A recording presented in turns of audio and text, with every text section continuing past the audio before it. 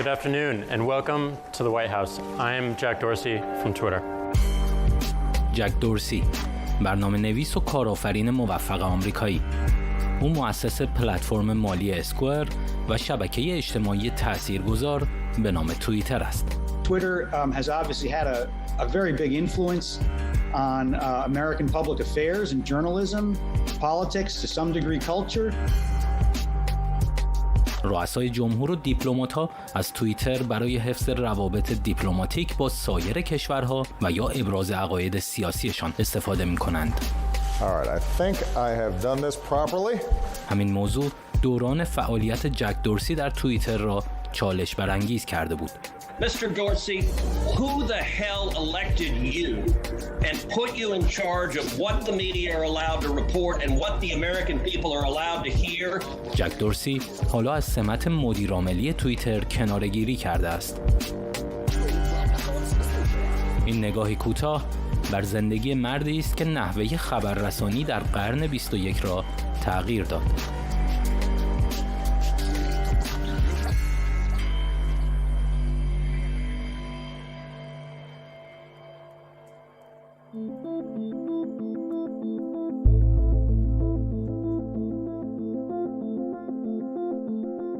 سان فرانسیسکو.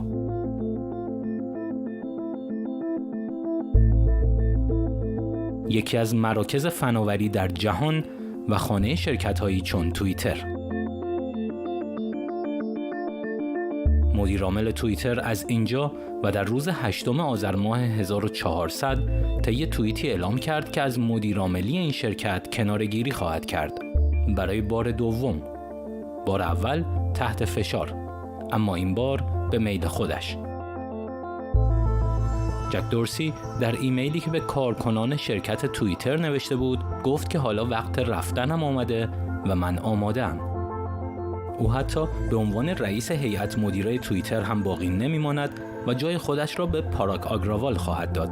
It would be wise for the founding generation to actually give up control on a day-to-day basis of these entities sooner than they tend to do. I think there's a natural tendency to want to hold on to your baby and guide it and shape it, but it's a very different role. Coming up with the idea in the first place and refining it in its very earliest years and then running it when it becomes something that has hundreds of millions of users and in Twitter's case influence even beyond those hundreds of millions of users.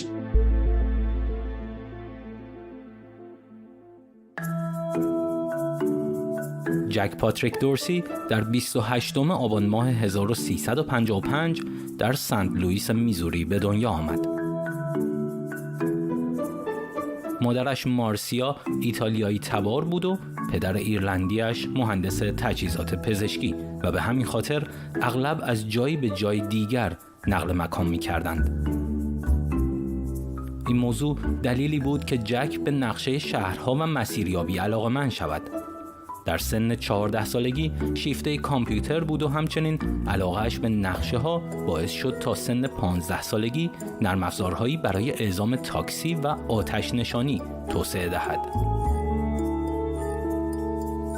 جک پس از دانشگاه به عنوان مهندس نرم افزار مشغول به کار شد، اما ایده خلق یک راه ارتباطی آنلاین با پیام کوتاه همیشه ذهنش را مشغول می‌کرد.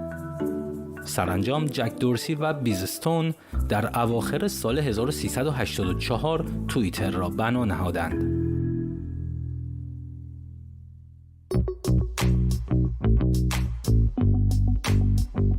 دارم توییترم رو آماده می کنم. اولین توییتی که توسط جک دورسی منتشر شد. توییتر یک سرویس میکروبلاگینگ بود، یعنی وبلاگ نویسی فقط در 140 حرف که بعداً به 270 حرف تغییر یافت. Until a few weeks ago, I thought I was pretty well connected. I IM, I email, I check in with various social networking sites, and when the mood hits me, I even blog.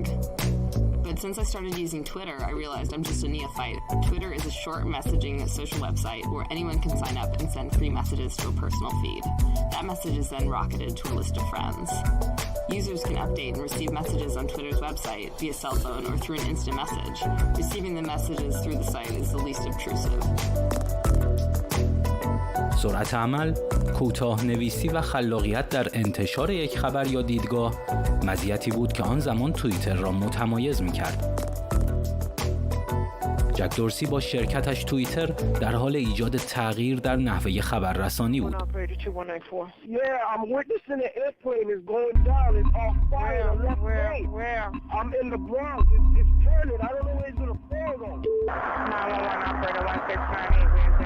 این تغییر در روز 26 دی 1387 با انتشار خبر و عکسی در توییتر لحظاتی پس از فرود اضطراری هواپیمای US Airways سرعت بیشتری به خود گرفت. حالا شهروندان عادی در انتشار خبرهای لحظه به لحظه از رسانه‌های رسمی پیشی گرفته بودند. Ladies and gentlemen, the President of the United States. How are you? Good to see you. How are you? Nice to see you. How are you? Good to see you guys. How are you? Nice to see you. How are you? Nice to see you. Hi, how are you? Nice to see you. How are you? Good to see you. How are you? Thank you. Well, first of all, everybody can sit down. It's much easier to tweet from a seated position. And I understand you want to start the conversation off with a tweet of yourself.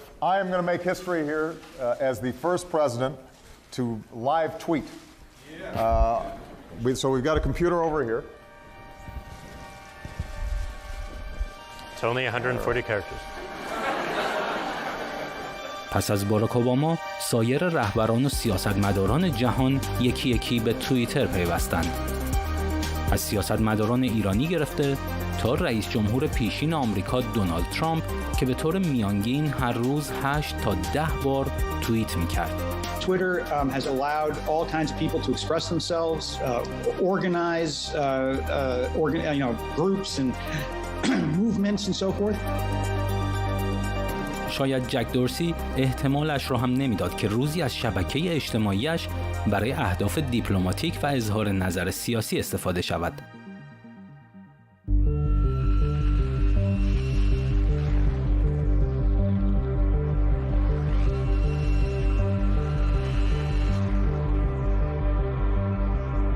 دوره مدیریت جک دورسی در توییتر بدون مشکل هم نبوده. جک تحت فشار بود که شبکه اجتماعی توییتر جلوی نفرت پراکنی از سوی دونالد ترامپ و دیگران را نمیگیرد. I've never been on Twitter. I'm disgusted by the fact that Twitter has not taken the American president Donald Trump off of their platform for hate speech, which they should have done 2 years ago. And I wonder what the world would be like now had Jack Dorsey done that 2 years ago. If they said what you are doing on our platform is hate speech and you are no longer allowed to use it, we would be in a very different world, I believe. از طرفی جمهوری خواهان آمریکا از جمله دونالد ترامپ هم میگفتند جک دورسی و دیگر رسانه‌های اجتماعی رفتاری دوگانه دارند و صدای محافظه‌کاران را پیش از انتخابات ریاست جمهوری آمریکا خاموش می‌کنند. Mr. Dorsey, who the hell elected you and put you in charge of what the media are allowed to report and what the American people are allowed to hear?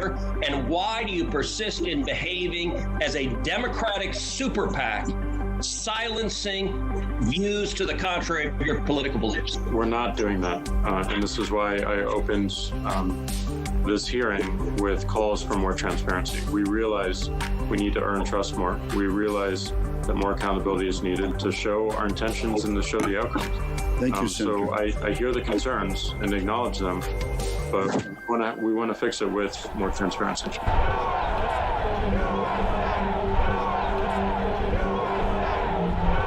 سرانجام بعد از شمارش آرای ریاست جمهوری آمریکا در 17 دی 1399 طرفداران دونالد ترامپ که به نتیجه آرا معترض بودند به ساختمان کنگره حمله کردند.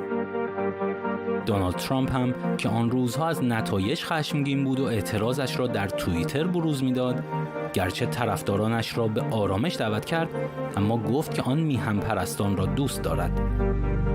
در همان روز توییتر برای 12 ساعت حساب کاربری ترامپ را غیر فعال کرد و 2 روز پس از آن برای همیشه حسابش را مسدود کرد.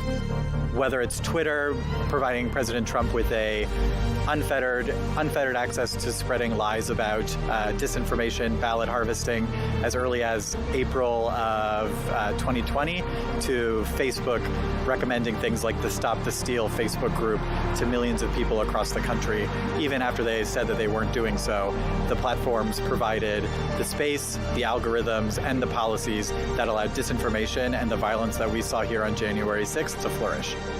آنگلا مرکل صدر اعظم آلمان با اینکه طرفدار ترامپ نبود، اما از بسته شدن حساب کاربری دونالد ترامپ انتقاد کرد و آن را نقض آزادی بیان خواند. We found ourselves unprepared and ill-equipped for the immensity of the problems that we've acknowledged.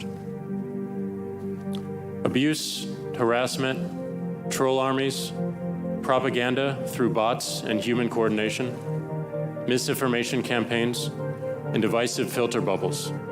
That's not a healthy public square.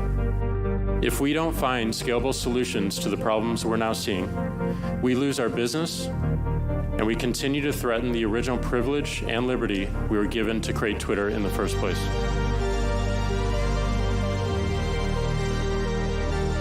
استعفای جک دورسی از توییتر چه به خواسته خودش بوده باشد، چه تحت فشار، توییتر و بسا دیگر رسانه‌های اجتماعی را در مسیری جدید قرار خواهد داد.